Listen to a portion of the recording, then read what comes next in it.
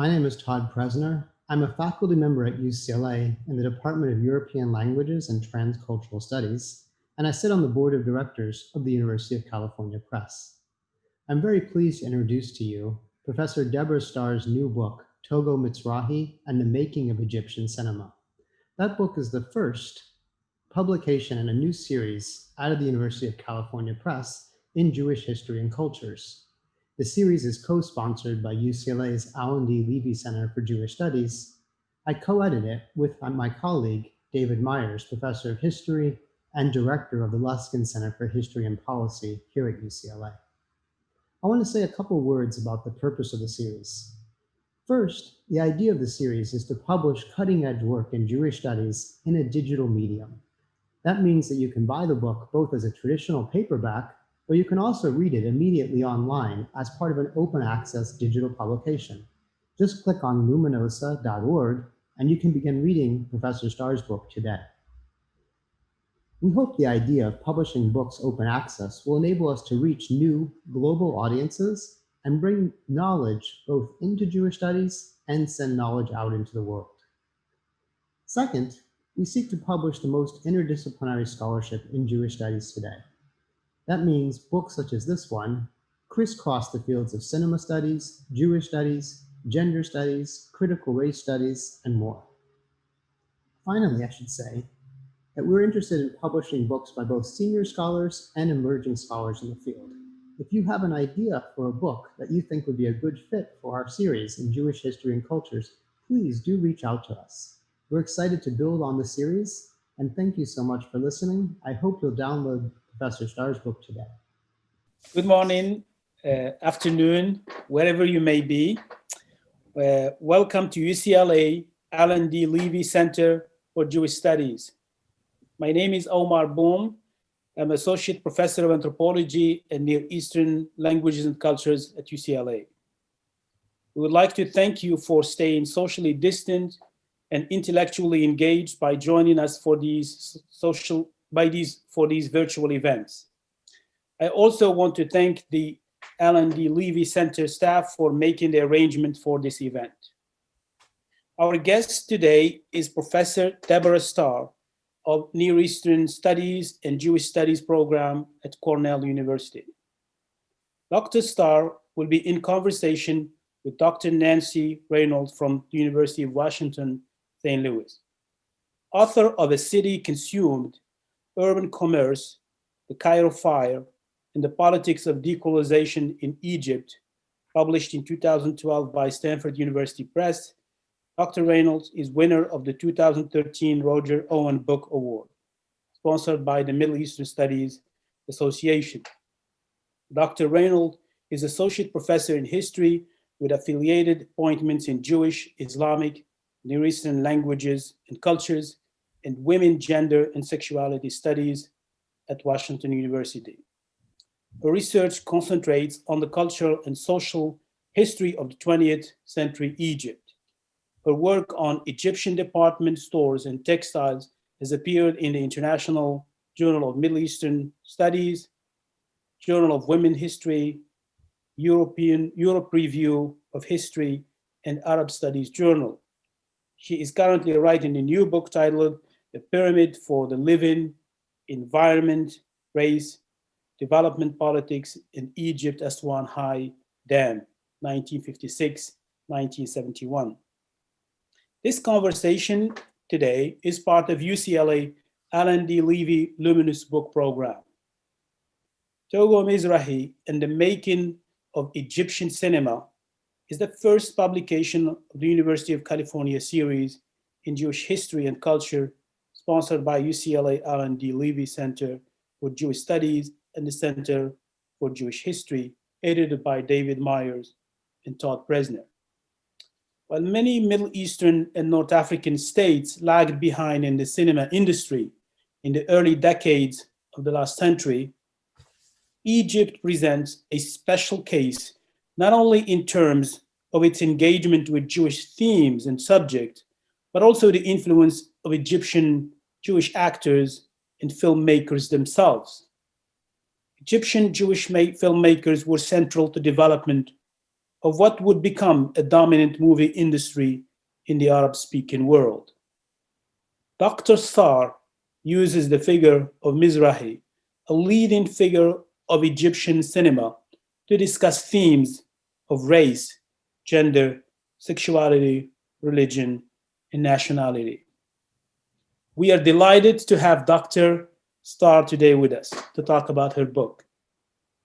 And we're very happy to have Dr. Reynolds to lead the conversation. Thank you, Omar. Yes, this is such a pleasure to be here today, to be here with you and also with the Center, and especially with Deborah Starr to talk about her new book, as you said, Togo Mizrahi and the Making of Egyptian Cinema.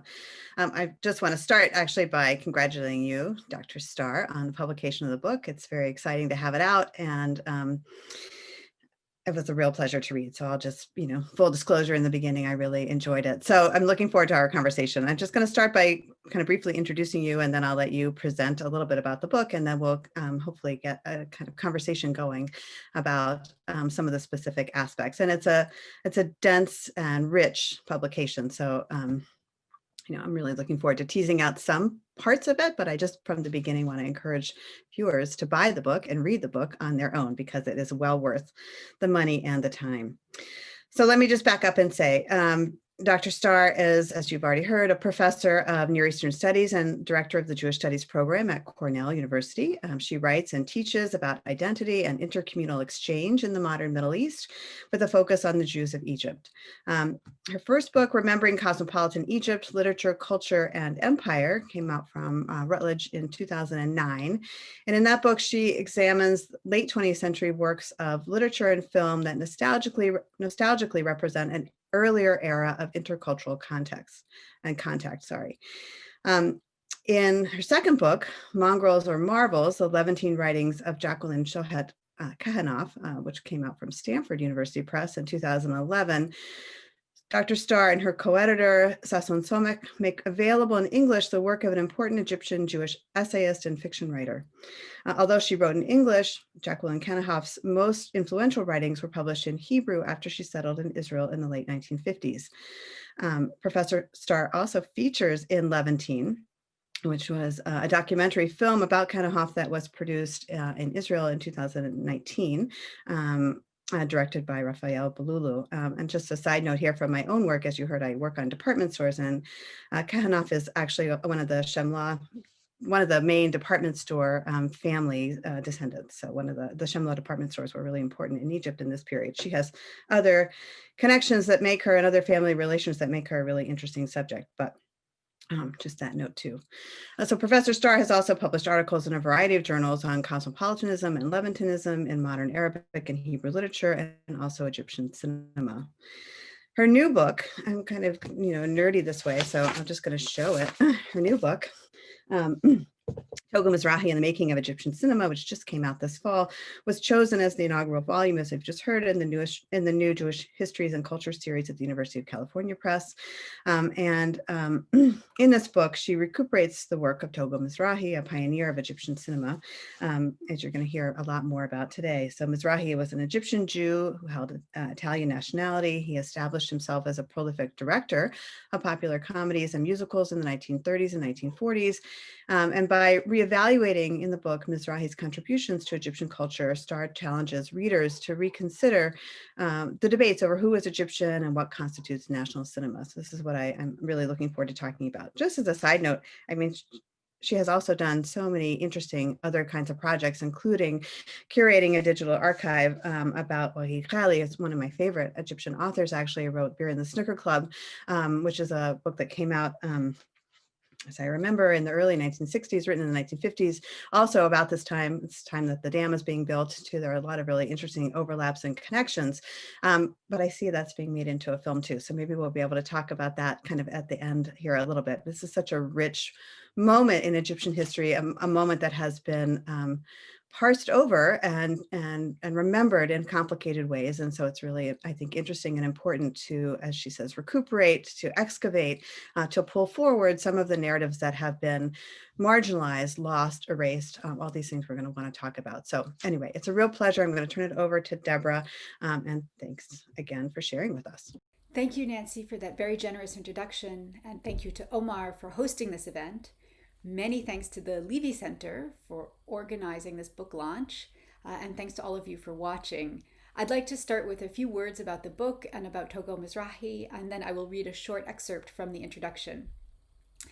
Togo Mizrahi and the Making of Egyptian Cinema is part biography, part cinema history, and part film analysis.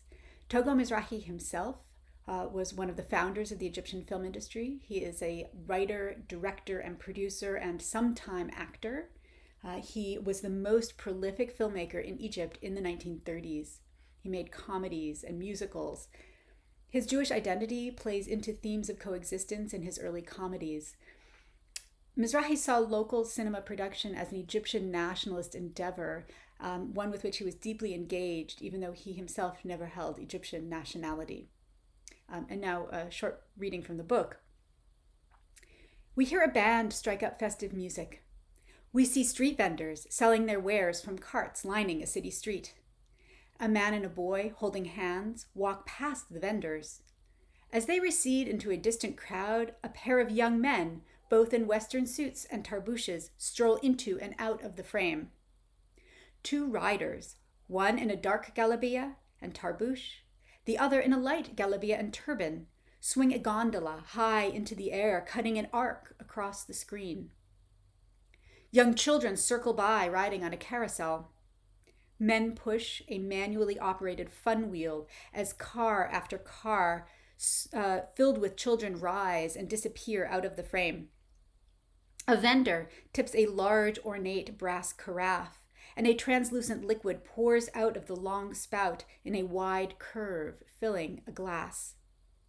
In a park, girls in light-colored dresses play chase. A pair of men in overcoats and tarbushes walk along a path, followed by a group of boys who pause to peer at the camera. In the background, to the left, a woman in black wearing a face veil also looks in the direction of the camera. Behind them to the right, a man in a white galabeah and turban sits on the grass, deep in conversation. At the beach, a family walks along the shore, the distinctive seaside cabins and corniche of Alexandria visible to the right of the frame. People, clustered in small groups, picnic on the sand. The skirt hems of women dressed in the latest European fashion flap in the sea breeze along with the awnings of beach umbrellas. This kinetic, carnivalesque montage appears in a 1937 Egyptian feature film, Al-Aiz Bahdala, Mistreated by Affluence. A title screen identifies the celebration as Sham al-Nasim, Eid al-Sha'b, that is, Sham al-Nasim, the people's feast. Sham al-Nasim is a spring festival that shares some characteristics with other seasonal celebrations in the region, like Nowruz. Sham al-Nasim is also a uniquely Egyptian festival with roots in ancient Egyptian practices. Egyptians take to the streets, parks, beaches, and green spaces. The footage shows what appear to be Alexandria residents engaging in leisure activities in identifiable locales. None of the credited actors appear in the montage. Children display curiosity about the camera. The viewer is invited to read these images as authentic, even as we recognize the constructedness of the montage. Social codes of dress give the viewer cues to categorizing the individuals included in the footage. Members of the rising middle class, the Effendiya, are shown seeking entertainment and diversion alongside the members of the popular classes. This carefully edited montage constructs a festival day in which Alexandrians across the socioeconomic spectrum celebrate in public spaces together. While the celebration of Sham al-Nasim is pegged to the Coptic calendar falling on the day after Easter, in modern times it has historically been celebrated by Muslim, Christian, and Jewish Egyptians alike. The narrative scenes that bracket the montage highlight this intercommunal aspect of the festival. In the scene preceding the montage, two families, one Muslim and one Jewish, prepare together for the next day's feast. As the two mothers and their adult daughters package up the traditional Egyptian dishes they prepared for the picnic, the daughters' fiancés deliver their contribution, fasikh, salted fish consumed on the holiday. In the scene that follows the montage, the two families picnic on the beach, literally breaking bread together. Read in tandem, the montage and the narrative scenes portray Sham and Nassim as a universal practice of all Egyptians regardless of class or religion. Mistreated by Affluence was written, directed, and produced by Togo Mizrahi, a Jewish native of Alexandria, and it stars a Jewish actor who performed under the screen name Shalom. Sham and Nassim holds great appeal for Mizrahi. Scenes from the festival feature prominently in 3 of his films, including Mistreated by Affluence. The holiday is both distinctly Egyptian and universally celebrated in Egypt. The communal celebration of the festival enacts a pluralist vision of the Egyptian polity that Mizrahi projects in his films.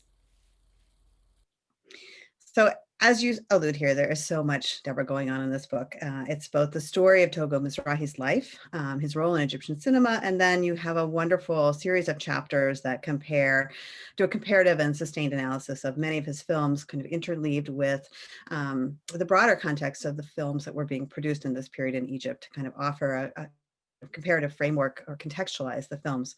So there's a lot going on, which is good news for a book, as I said.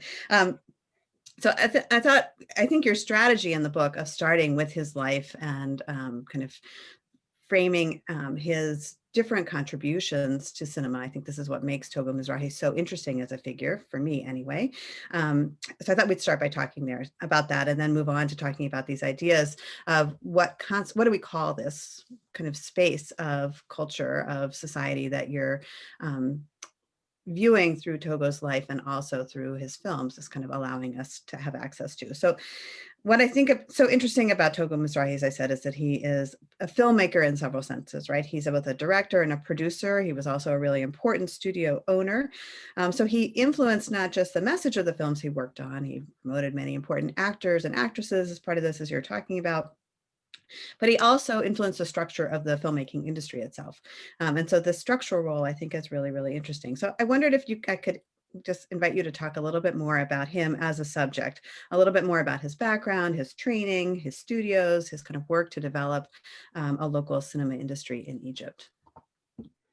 Sure. So Togo's, again, as you say, I mean, obviously I find him a fascinating figure, or I wouldn't have written a whole book about him. I actually set out to look at the cinema industry in the 1930s and really honed in on him because he was so fascinating and because it was such a rich topic in and of itself. So I think what's really interesting for me coming into this is, here we have this Jewish figure who comes from this very elite family, who decides that his passion is cinema. He's sent to Europe to study accounting and business, to go into family business, and spends his time sort of interning at studios in Europe, and comes back and brings equipment back with him and sets up his own film studio in 1929. In Alexandria. And what's really wonderful is hearing the family stories about how this gets started, that he's using he's using what he has at hand, things that are in the family. He uses family members as actors, at least initially. And this is really how he gets started. But he really sees cinema as a place for articulating Egyptian national identity. So even though he's not himself an Egyptian national, he's very involved in what he sees as this kind of, sort of national imperative of making cinema. So we've had decades already of Hollywood and European cinema playing in Egypt, and a very, very modest effort in Egypt to create a local cinema. And so he's very involved in this through his film productions, the topics that he chooses. His early films are very socially engaged. And the ways that he becomes involved through the 1930s as other individual, cinema professionals, people like him who have established their own studios and who are producing their own films, band together to try to get some sort of support from the government and to get support from the cinema owners to show Egyptian films. And so there's a certain amount of tension there, and trying to get some support from the government to back them up, and also to to help the industry, particularly when there are limited resources. So he's very involved in these organizations. He names his studio, his production company, the Egyptian Films Company. And he picks this logo that incorporates national symbols into it, and he really sees himself as part of this this dialogue. One of the things that's so important about this study is the way you use it to reframe what we consider to be the national in Egyptian cinema, and I want us to talk about that in a minute. But before we do that, I think one of the what really also interests me here is thinking about how you came to this project. You kind of alluded to this coming out of your first book, and where you really kind of think about this term cosmopolitanism that we often use to describe a kind of pluralist, kind of open, tolerant society, largely mythic, I think, in many ways, but one that has been looked back with a certain kind of nostalgia in some communities as a pre-national period. Mostly in Alexandria, but throughout the kind of Eastern Mediterranean in various capacities, and including even, I would argue, in places like Cairo. So one of the things you do is develop this term Levantinism as a kind of way to talk about this with more specificity and kind of more complexity, I think. And I find it quite helpful. So I wonder if you could, before we talk about the specific ways in which this kind of Levantine cinematic idiom develops, which I'll just say, I think you define this in the book as featuring what you call an ethics of coexistence, an aesthetics of inclusion, and a construction of identity as fluid and mutable. So I'm going to come back to those terms, but I'm just curious first to hear you talk a little bit about kind of why was kind of what do you mean by Levantinism? How is this different? And how does he kind of encapsulate, how does he help us understand what that sort of localism looked like in this period? Not just through his life, but we'll talk also about the films that he produced. So I guess, how do you come to this project a little bit more specifically from the first book, and why you were searching around for texts, it sounds like films in 1930s cinema, but then kind of found him and sort of, how that, how doing biography, I guess, is one of my questions. How doing biography really helps us understand that. Thank you. So a number of ways that I get to this from my first book, in which I was really looking primarily at literature, a little bit at cinema, and written and produced in the 1980s and 90s, that was nostalgic for the interwar period. And certainly cosmopolitanism was the term that I think was being both written about explicitly and implicitly in these texts. And one of the things my analyses do in that project is to look at the ways that colonialism is sort of imbricated in the cosmopolitan, that these two things are really closely intertwined, not just within Egyptian history, but conceptually. And so that's the frame through which I'm looking at these nostalgic texts. But what I wanted to do from that project was go back and look at this period for which these authors and filmmakers were nostalgic, and see what it looked like at the time to those who were participating, in this culture. And so what I found was that film was really where it was happening. Literature, I mean, as writers like Hanoff and others talk about, many of these communities, the writers of these communities, were writing in a variety of different languages, and they weren't necessarily reading each other's work, even though they may well have circulated in the same social clubs and whatnot, but they weren't necessarily reading each other's work. Whereas the film industry was, there were a great number of members of minorities and foreigners who were involved in the film industry, as well as Egyptian Muslims and Christians. And so we have this this really interesting intersection here. of things that were going on both off screen and on screen, where films were representing the diversity in Egypt at the time. And so this was some of the shift from literature to film in this project. And Mizrahi was always going to be part of the project, but he became the whole project as I really got sort of drawn into his work, into the richness of his work. And so the idea of the Levantine, and I come to this by way of that narrative you just gave of my own work, through Jacqueline Kahanoff, because this is one of the terms that she really explores in her work. And it's not entirely unproblematic, but what she uses this term to describe is the kind of cultural admixture that she finds in her experience growing up in Cairo in the same period, and that she then, in her writing, having moved to Israel, tries to use as a kind of social force for change in Israel.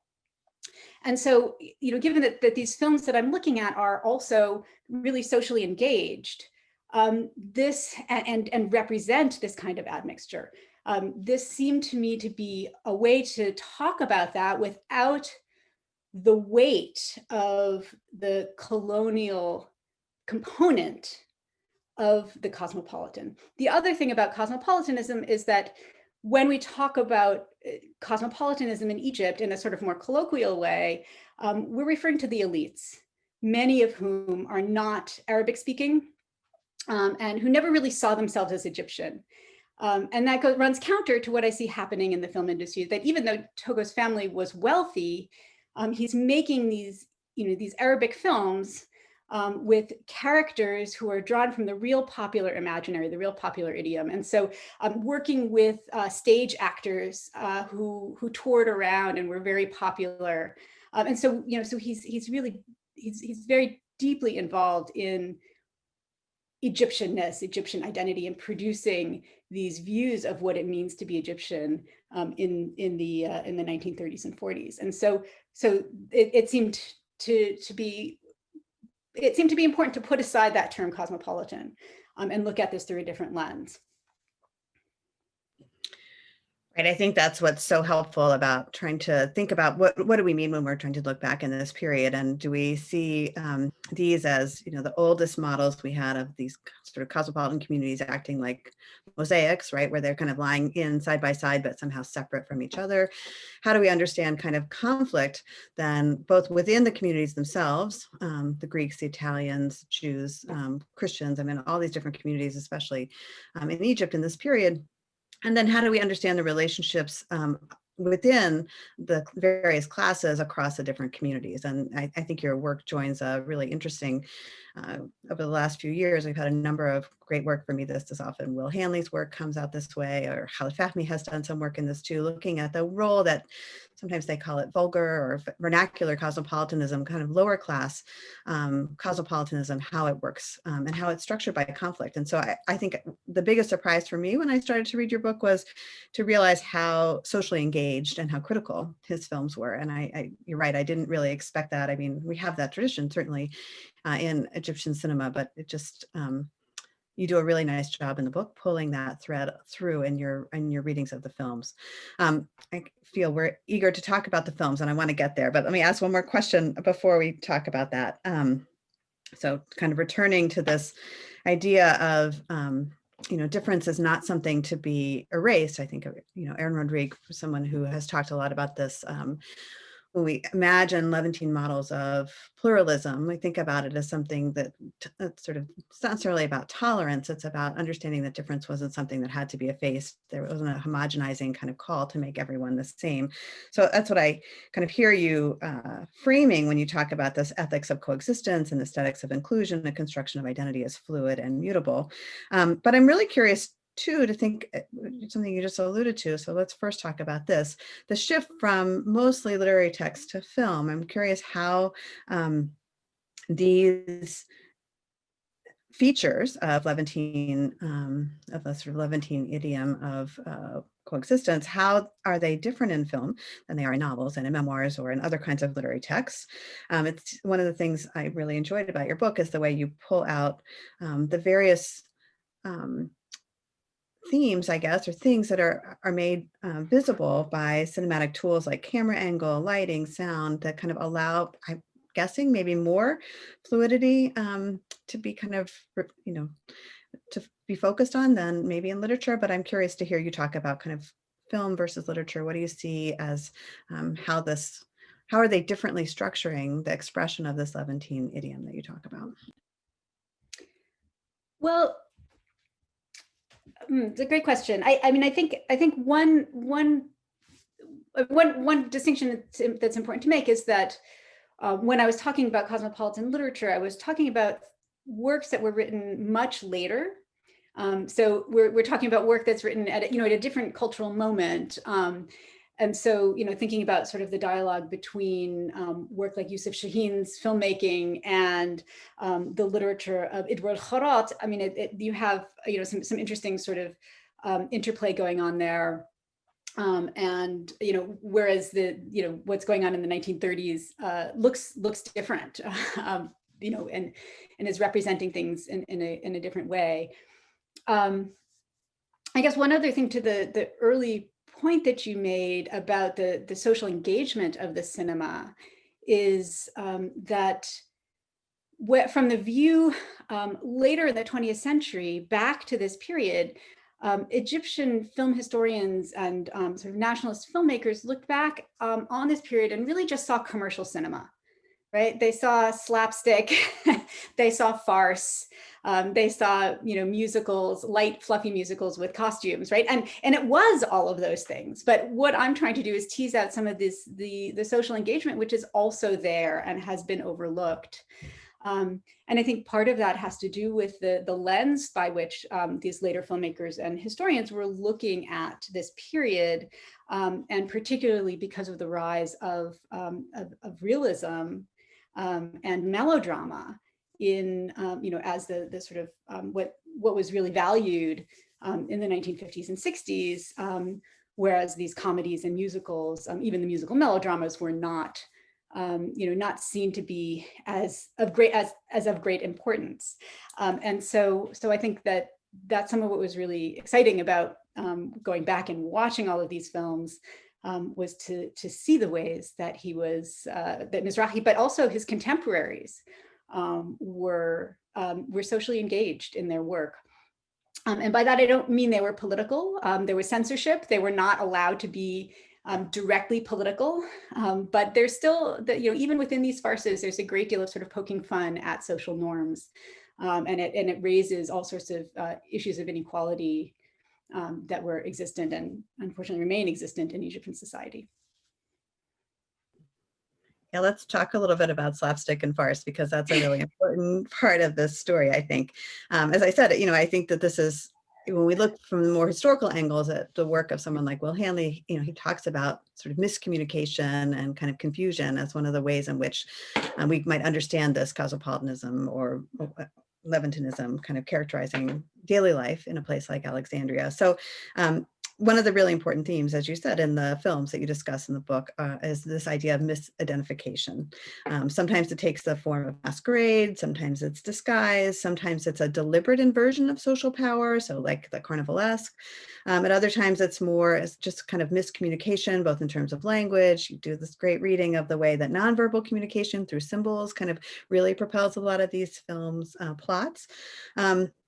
So for me, The Two Delegates is one of the films where you really, this really comes out really clearly, and you use it to illustrate a lot of these themes in the book. But so I know it's complex as a text, but I wonder if you could talk a little bit more about masquerade and the various ways, either through that film or another one. So these sort of linguistic, dress, doubling, kind of in the plot, how all those things play out as a form of a series of misidentifications that, as you say, were often identified as kind of genre specific strategies of kind of bringing in audiences, creating laughs, kind of the lighthearted comedy, but which you read so effectively as a group to argue for a particular politics of kind of undoing, of challenging, of destabilizing what's hardening into a kind of sense of a clearer sense for some people about what it means to be Egyptian and what it means to not be Egyptian or to be something else.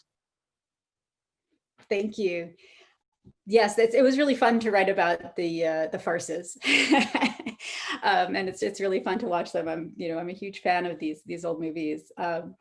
So the two delegates is the earliest surviving Togo Mizrahi film. It's from 1934, and it is the first of two Shalom Abdu buddy films. So we have this friendship between Shalom, who, as I already mentioned, features in the Mistreated by Affluence, is a Jewish lottery ticket seller, and Abdu is Muslim, and he's a butcher's assistant, and they're both, sort of scrounging around, just trying to make a living. They are in love with two middle-class women who live, who live side by side, again, a Muslim and a Jew, whose families are very, very close and very intertwined. And we see these class tensions between the families of the brides and Shalom and Abdu, who are sort of just scrounging around. I don't think this is too much of a spoiler alert, but they succeed, and the film ends with them getting married. But along the way, there are all these cases of mistaken identity, some of which have to do with dress. And dress is one of the ways that the families say, we don't want you to marry our daughters because you wear galabiya, which is the traditional robe, worn by Egyptian men, even as we see the two fathers lying around, sitting around together in their apartments playing backgammon, wearing these same galabiyas. But nevertheless, Shalom and Abdu are rejected because they don't have money and they dress in the galabiya. And they go about to get themselves Western suits and a tarbush to look like the Effendiya, and in the process end up mistaken for members of an international crime syndicate. And so this is where they end up, in this plot of mistaken identity. They're taken multiple times and in multiple ways throughout the film for people who they are not. And because of all of these sort of missed social codes, they're able to point at some of the ways that people within Egypt are not necessarily communicating with one another. But it also shows a certain kind of distinction in the film between different kinds of foreignness. So this is an international crime syndicate. These representatives are introduced as people who do not speak Arabic, and rather speak some language called Globes talk, which lends itself to a very lovely gibberish scene of miscommunication. But that's contrasted with other scenes where Shalom and Abdu interact with other members of the elites in Egypt, resident elites of Alexandria who speak French or speak Greek. And they're able to communicate with one another. So there is, even as there are certain kinds of social misunderstandings and miscues, they ultimately are able to communicate and able to get along. Whereas these foreigners or purported foreigners are speaking something that's completely incomprehensible, and they are outsiders. So the film makes this really interesting distinction between these two groups through these acts of mistaken identity. Oh, and I guess one other piece here is that, Shalom as this lower class character, this film really embraces these two figures as Awlad al-Balad. So they're really this sort of real native Egyptians. And this, I think, is a real active insertion here that both Mizrahi and Leon Angel, who plays Shalom, are really insistent upon articulating this idea that Jews as part of the Egyptian polity, even as this character is not really something that fits in the sort of Egyptian norms that a Jew could be in Ibn al-Balad, or entirely what members of the Jewish community, particularly the more elite members of the Jewish community, are comfortable with. So it really sort of pushes the envelope in that direction as well. Right, that's what I think is so powerful about when you talk about this as something that happens during colonialism, but isn't only about colonialism. That cosmopolitanism has registers that are able to be anti-colonial at the same time, or recognize colonial difference and still recognize kind of the complexity of these locally resident foreigner, whatever we want to call them, locally resident communities that don't necessarily speak Arabic as a native language, although many of them do, or thinking about this more complex non-national identity. the globe speak is one of those moments where you really see, I think, so clearly how this can happen and be framed in a way that, I think that there's something really powerful about farce and about comedy as a way to do political critique, because it allows for these difficult messages maybe to come in kind of through the back door, so that people are not necessarily having to, so people can recognize them, identify with them, but not necessarily have to, they're not spelled out in quite the same way, I guess. Another aspect, I think, of the Levantine masquerade is what you call a subversive sexuality. And you go on in the book to look at how Mizrahi's farces articulate what you call a queer Levantine urban localism that exposes the dynamics of a broad range of social marginalizations, again, kind of coming back to this theme of political engagement, and that ultimately challenge the heteronormative national imaginary that is growing increasingly powerful in the interwar years into the 1940s, right after the war in Egypt. So I wonder if you could talk a little bit more about your choice to use queer theory to read these films as destabilizing gender and ethno-religious identities, to kind of understand the complexity of what it means for Jews and Muslims, for instance, to be, as you call it, be in bed together, which is a great opening of one of the chapters. Thank you. Yes, so Mistreated by Affluence opens with, again, these same two impoverished characters waking up together in the same bed in a room on a roof of the building, living upstairs from their two beloveds. Again, we sort of start all over again. They're not married again at the beginning of this movie. And what I say there, and I feel very strongly, is that the fact that they're in bed together is not because they're gay. There's no homoeroticism between them, but it does introduce themes that become evident throughout the film of the slippages in identity, and moments that I think can be read as queering identity. And so I think the film that articulates this the most is a film called Dr. Farhat, which is one of these movies that a farce that's so complicated that even at the end of the movie, one of the characters says, "I can't follow anything." But it is really, this really hysterical romp through, through these series of the implications of mistaken identity that play out. And so what I see in this Levantine cinematic idiom, as you summarized at the beginning, is that we have this ethics of coexistence, that we represent people on screen. This diversity is just evident everywhere you turn. You have the Greek massage parlor, massage therapists, you have French speakers, you have Italians, so there's a huge range, and within the Egyptian community, the Egyptian Arabic speaking community, you have Muslims and Jews, the Greeks or the Christians represented on screen.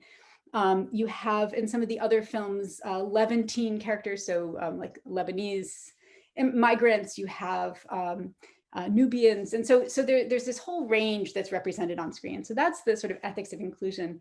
The aesthetics of this Levantine cinematic idiom are things about the way the camera includes these people visually, or tells a story in a kind of fluid way.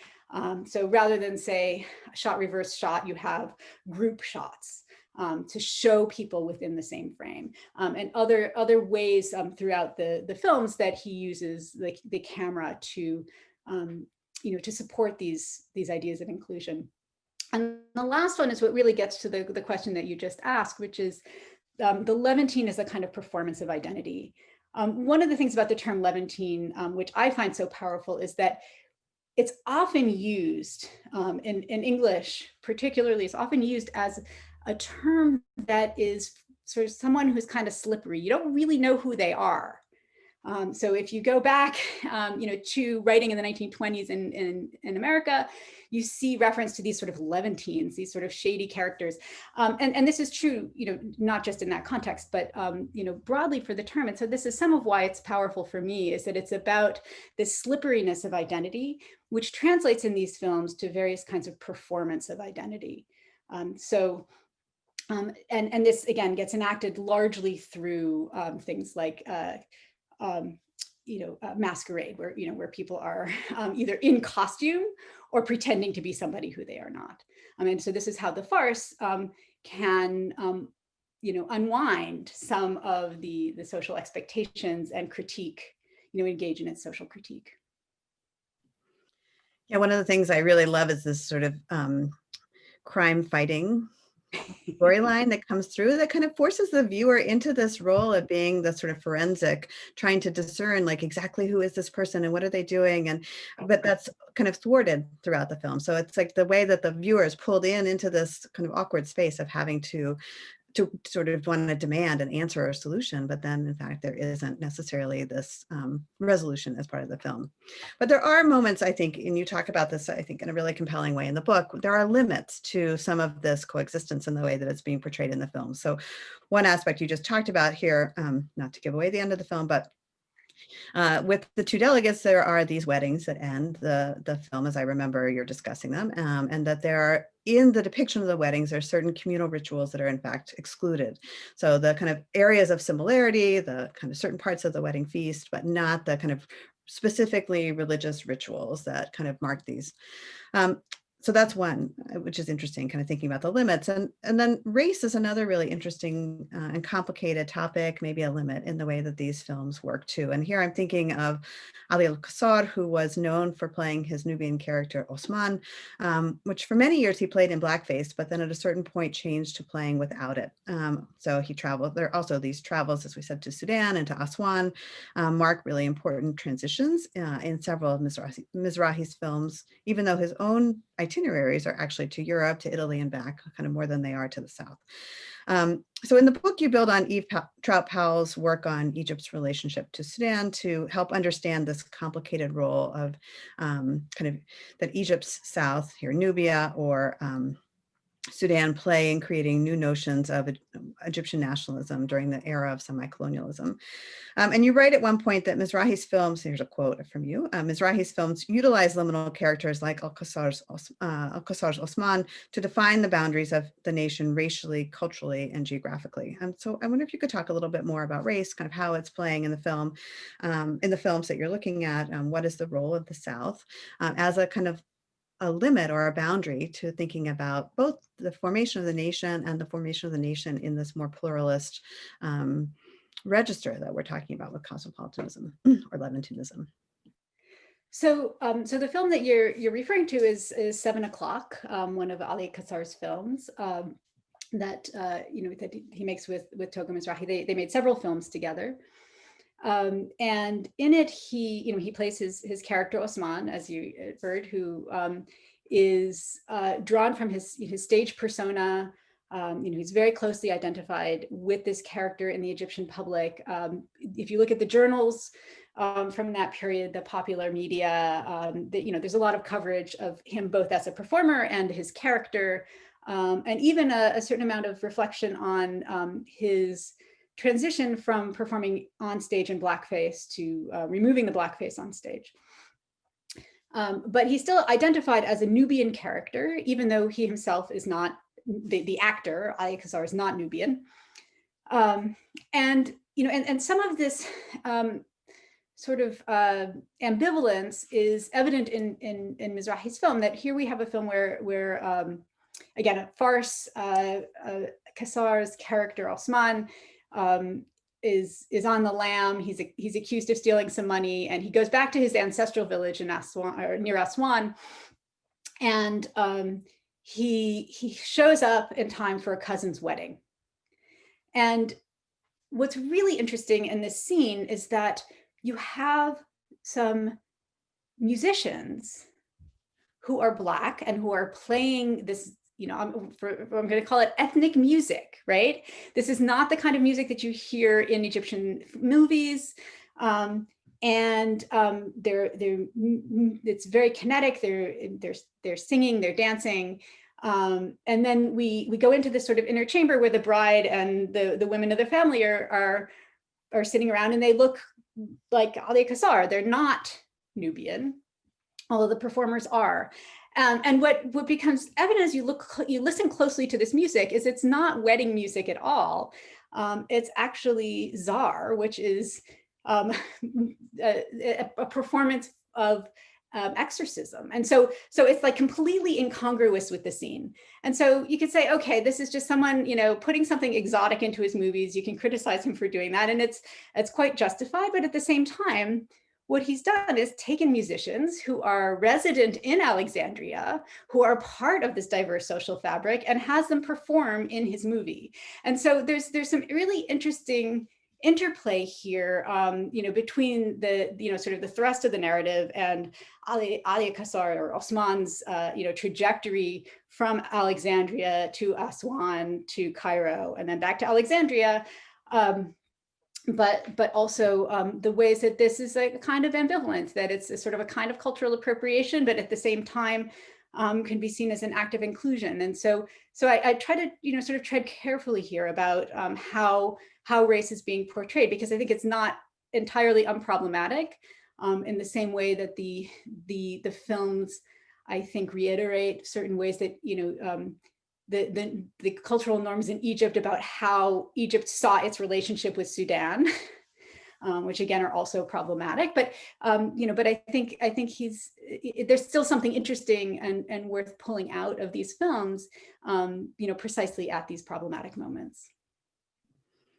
Yeah, it's interesting. I hadn't really thought about it when I was reading about Czar and exorcism in particular as a kind of trope here that's being used by the very people who are being excluded from the nation, ultimately, like the Nubians, or in this case, the Jews, to ultimately kind of down the road. So it's an interesting kind of wielding back, or letting them wield that kind of in these scenes in a really powerful way. And I'll say that, one thing, just personally reading the book, as you may or may not remember, in my book, A City Consumed, I read one of Leila Morad's films called Lady of the Train, which was produced by actually Yusuf Shaheen and directed by him in 1952. So it came out right around the time that I was arguing this kind of more polyvocal, polyethnic, urban commercial culture was being dissolved, and especially with the Cairo fire.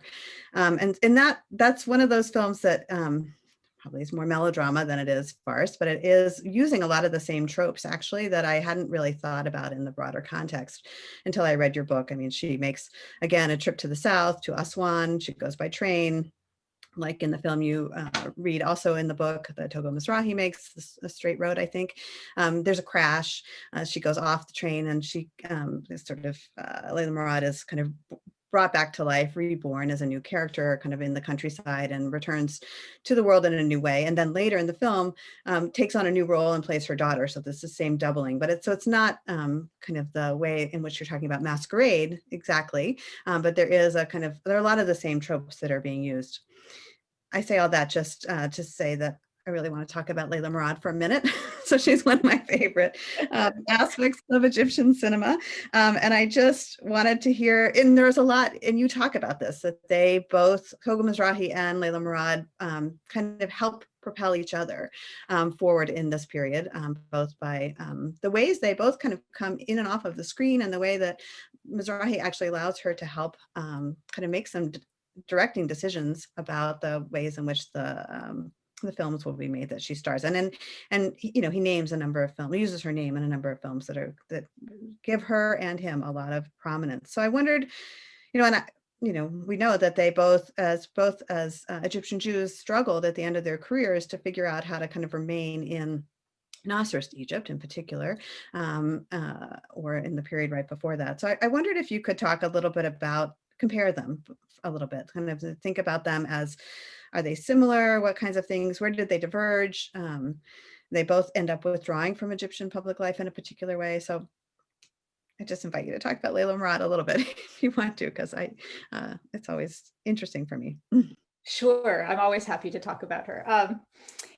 Absolutely. And so Leila Morad starts her film career with a film before she makes her first film with Togo Mizrahi. She's in Yahya al-Hub with starring alongside Mohammed Abdul Wahab, who's already himself a major figure, both as a musician performer and as having appeared in cinema. And so he's already this major figure, and he brings her in to co-star with him.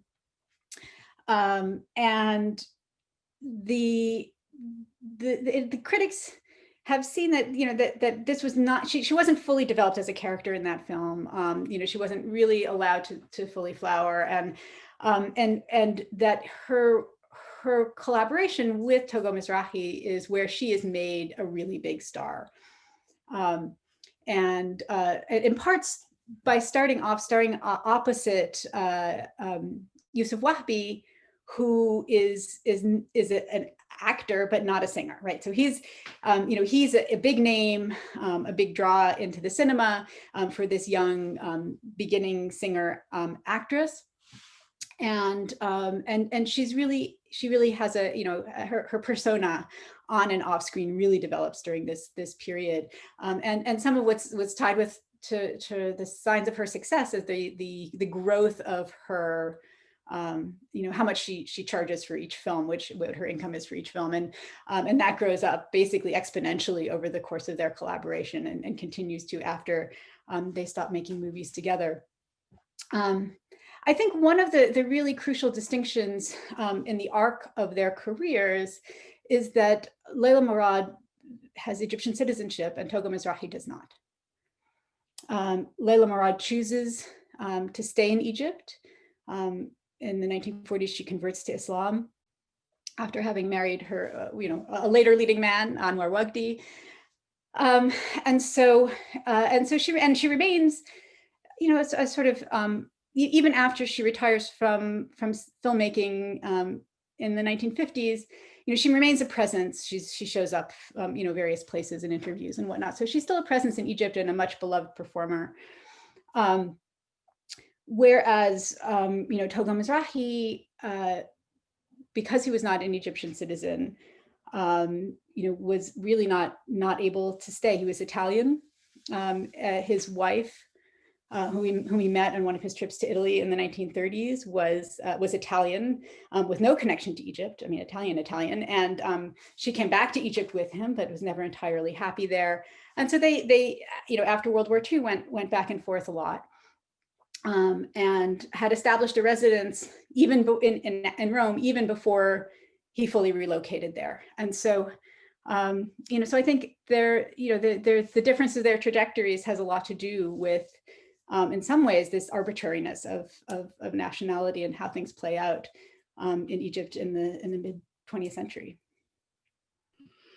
Yeah, the whole question of the papers and the nationality is a really important, in terms of coming back to the question about limits, is a really important part of all of that, I think. I just wanted to ask, I guess I just want to say, we're not going to have time to talk about all aspects of the book, but one of the coolest things about the book is to sort of realize that Togo Mizrahi, I think you argue, gave Kulthum kind of her best performance in film. And that's you know, a song, a film that many of us know and can, you know, I'm always, you know, that many people can sing along to. And that comes in an important part of your book that's talking about kind of sexual slavery and what that means, and how that's also being used here in the same series of, well, in a later series of films, but also to challenge some of these kind of entrenching stabilities that are being constructed in the sort of name of the nation. So viewers, you'll have to go and read the book to get that detail, I think, a little bit. But I do want to just come back to this big question, which is, I just have a couple more questions for you, but one is to just invite you to talk a little bit about this distinction that you make ultimately in the book, that I think that is between national cinema and nationalist cinema, and thinking about what is Togo Mizrahi's kind of legacy in the cinema industry in the Middle East and of Egypt specifically, kind of thinking about these figures like Leila Morad who end up not so central to the nationalist cinema, you know, Kulthum, who does, and then gets excluded in different ways later, perhaps, but maybe not on a popular level, as you're saying. So, you know, kind of at the end of the book, at the end of the study, kind of how would you characterize Togo Mizrahi, and thinking about his characterization as a way to understand a more complex definition of what we mean by national cinema or Egyptian cinema? So how one defines Egyptian cinema is really kind of an open question that I think not enough attention has really been given to, that what we see kind of perpetuated in a lot of writing about Egyptian cinema or popular imagination about this period is, that, oh, there were these foreigners and there were these Egyptians who were involved in this film industry. And, in certain kinds of accounting about, like, do we count this movie as Egyptian? If the director was a foreigner, do we count this movie as Egyptian if half of the actors were foreigners? And where do we start the story about Egyptian national cinema? And I think that it's a kind of a false distinction, because when one thinks, what I'm trying to argue for is an idea of national cinema that's about creating this national industry it's about institution building, it's about representing Egyptians on screen, and it's about a lot of things that don't have to do with the nationalities of the people involved. And so I think that if we can sort of, this is again what I'm really arguing here, is that we need to look at Togo Mizrahi within that context, and focus on his films, their impact, and not focus on the fact that he never had Egyptian nationality, but that he was very deeply engaged with these nationalist questions. As far as his legacy and what remains here, first of all, his films have survived at a quite a surprising rate, and they remain quite popular, circulating on a variety of different media. They were on Egyptian television, then they were on satellite television, and then they were on, home viewing platforms like VHS and DVDs, and now they're streaming on YouTube and on satellite television. And so they have this very broad viewership that continues for lovers of the classic Egyptian cinema. And some of what I do at the end of the book is show ways that his work is evident, even long after he stopped producing films. Some of the influences of his work can be traced in a variety of different directions, not just in Egypt, but beyond.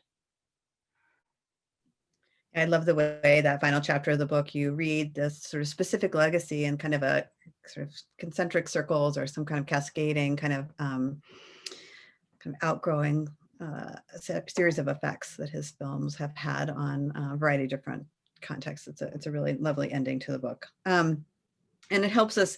And I think what's so powerful is, even though in your book blurb and things like that, you use the term that you want to recuperate him, which I think is part of the work of this.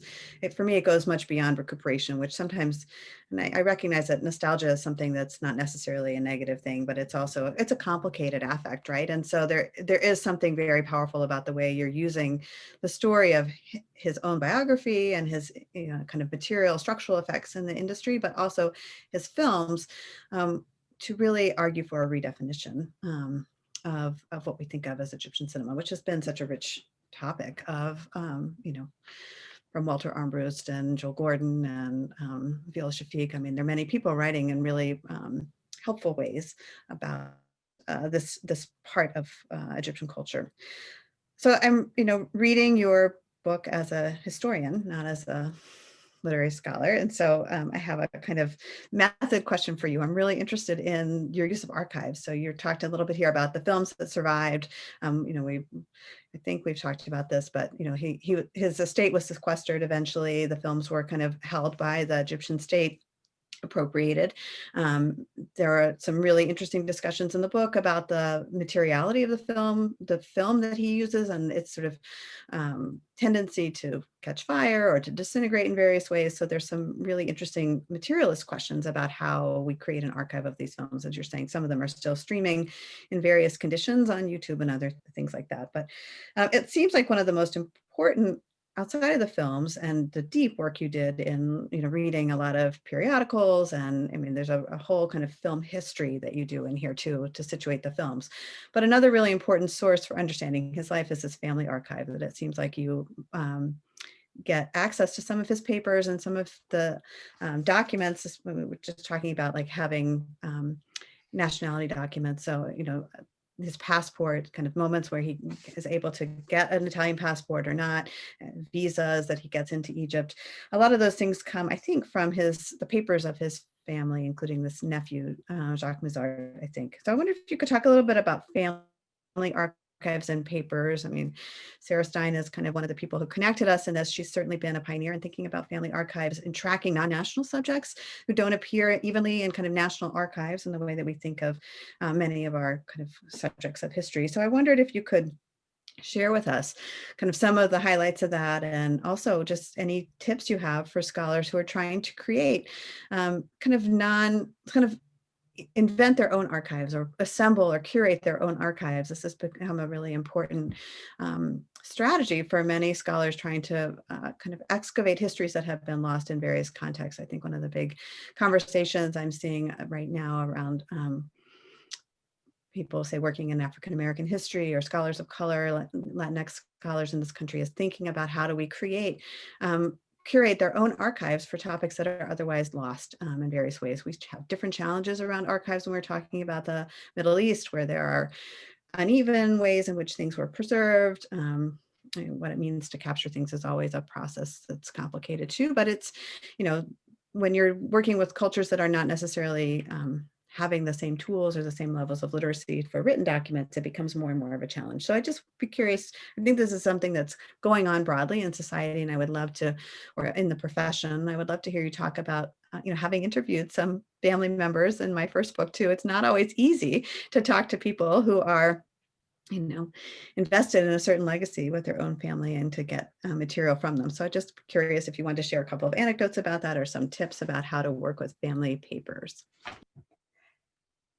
I'm not sure I have any tips, but it is really, some of what, enlivens the material for me and has not just in this project, but in other projects, but this connection to living memory, to people who have not just the documents, but have the stories. And so, I guess crossing here with Omar's discipline and anthropology and crossing with historians, so I think it's really important to get these, to get the family histories, even as you say, recognizing that people have investments in particular ways in, in representing their, their relative, or seeing their influence. So this, so it was through a variety of networks of Sephardi Mizrahi Jews and Jews of Egypt, where I sort of put out calls for people who knew Togo Mizrahi, and through connections found the nephew, who's been, Jacques has been, really wonderful interlocutor and very, very generous in sharing photographs and family stories and his own story with me, for which I'm, incredibly grateful. And it played a role also in the work that I did that you alluded to earlier, Jacqueline Kahanoff and Wagih Ghali. These were also archives that were held by individuals, and talking to the people who knew these figures, who held onto papers, who held onto correspondence, was really crucial in understanding other aspects of their published work. And so I think it really illuminates my work as, as a text critic, right? As somebody who's reading these films, I'm really interested in seeing them situated within the historical context, but also situated within the sort of personal experiences of those who, who either, received these, who were sort of an audience for it, or those who knew the person who produced it, and it gives, I think it just really gives helps flesh out the picture of what's going on. And one of the key moments, as you say, for me was initially I was really frustrated that the earliest passport that the nephew had was from the 1950s, and that I wasn't able to track his movements in the 1930s. And so I was, darn, that's too bad. But on second viewing, I really got to see very closely, like what it, like really track when he left Egypt and when it became clear, after having gone back and forth between Italy and Egypt, when in his mind that move became permanent. And when in the mind of the authorities, that move became permanent. And when he stopped going back and forth as an Egyptian resident and arrived on a tourist visa. And that was a really key moment. So these documents really helped me understand this kind of puzzle. You solve this puzzle of what was going on in that period where there's not a lot of evidence because he's not in the press and he's not making movies, and that helped me unlock certain details. I love that part actually in the text, and it's such a powerful moment too when you're able to kind of give him. I mean, he has plenty of agency in various ways in the book, but it's a moment when we tend to think of this as, and there were a lot of forces pushing him out and changing this culture of Egypt to this, but it also gives him a moment to kind of intervene and say, this is the thing that I'm choosing. And it's an interesting kind of, I had to look directly to the footnote there to see where you found that, because you don't see those kinds of documents very often in state archives. Sometimes you see passports that have been confiscated for various reasons, but not quite in the context the way you're talking about with family papers. You talk about living memory as one of the things that's so important for you in kind of framing this and thinking about the interlocutors and also the sources for this book and the sort of methods. And, I just want to remind people that this is, and ask you to talk a little bit about the open source edition for this book through Luminos, and which is, increasingly becoming common, but not as much as we would like. Thinking about, so I'm hopeful for you that there will be a lot of engagement with the book among, descendants of these communities and other communities that for whom this will resonate, who won't have to kind of, I hope that people will buy the book also from California Press, because I'm actually quite invested in keeping university presses alive, right? I mean, that's an important part of what we do, but it's good to have an alternative there. And I wonder if you could just talk really briefly about that decision, that the support for that and how important that is, I think, in making these conversations in the academy have a public face that allows for this kind of research to really develop down the road. Thank you. And sort of to take that second point first, so I can end with the broader question. I think it is also interesting the ways that university presses are both rethinking their roles and thinking creatively about how to reach broader audiences, and how to deal with some of the economic pressures on them. And so I thought this was really exciting, even from that perspective, to be part of something where university presses are rethinking the model that seems to be having certain kinds of limitations. But I was also really, really motivated by the desire to get the work out there. There are a lot of fans of Egyptian cinema. And, I know that, some of the chapters where I'm, getting into close readings of the films, maybe, pitched more to an academic audience. But I did really hope that there would be readers out there who were interested, particularly in the parts about his biography, and again, in some of the readings of the films. I hope those find an audience as well. But I know how hard it is in international book markets to get American academic books. They're very expensive compared to sort of locally printed materials. And I really didn't want access to be an issue. So I was really delighted to have this opportunity, and and certainly honored that the book was chosen as the inaugural volume for this series. Yeah, it's really exciting. I hope people will find their way to the book in the printed version or in the open source text, because it's a really well worth your read. We're almost out of time. I had a 30-second final question for you, which is, where are you heading next? I'm just out of pure personal interest wondering what I'm going to read from you next, or I know you're working on these films, but are there other projects really quickly you want to tell us? This archive of that I found of a variety of different film magazines and some other resources has been incredibly rich. So I intend to stay in 1930s Egyptian cinema for a while. I hope to do a little bit looking at Asya and her films. I'm really fascinated by her as a figure, and continuing the questions about race, looking at the racialization of Koka, an Egyptian actress, and some of the films that she appears in the 1940s and 50s. Excellent. Well, good luck with that. You're right. When you cite in the book how many views there are on YouTube for some of these films, I know that there will be a deep audience of people who will be interested to read the work that you've just finished and the work that's coming. So what a treat to get to hear you talk about this. Thank you so much for giving us a preview and sort of giving us even some of the outcomes of some of the films. I hope we didn't spoil too much people's reading, but I think it's, as I say, it's a really it's a great topic. It's a beautifully written book, and it's a great topic not only for the way that you bring forward Togo Mizrahi and these films that many of them people will know, many readers will know, but not have thought about as a collection. I find that was so powerful. And then, as I say, it really resonates in ways that are important with broader concerns about how we think about reimagining the national, not just in cinema, but in a variety of contexts in the modern Middle East, and especially in a place like Egypt. So good luck, Deborah, with the rest of your work. And thank you again to the Levy Center and to Omar for kind of bringing us together in this conversation. And thank you. Yeah.